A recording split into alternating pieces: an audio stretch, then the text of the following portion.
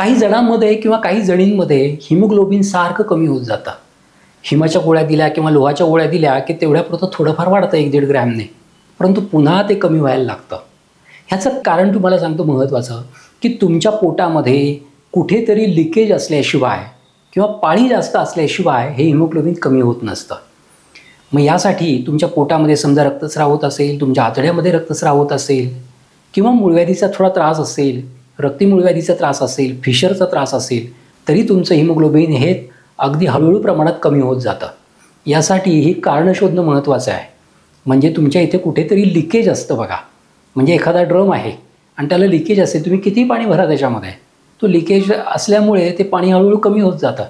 तसंच आपण कितीही लोक खा, कितीही चांगला आहार घ्या, जर तुमच्या शरीरामध्ये कुठेतरी लिकेज असेल, रक्ताचा स्राव होत असेल, तर तुमचं हिमोग्लोबिन हे हळूहळू कमी होताना दिसतं. यासाठी ऑक्टल ब्लड टेस्ट असते म्हणून स्टूलची, म्हणजे तुमचे शौच तपासलं जातं, लघवी तपासली जाते, पाळी जास्त येते का अंगावरून जास्त जातं का हे तपासलं जातं.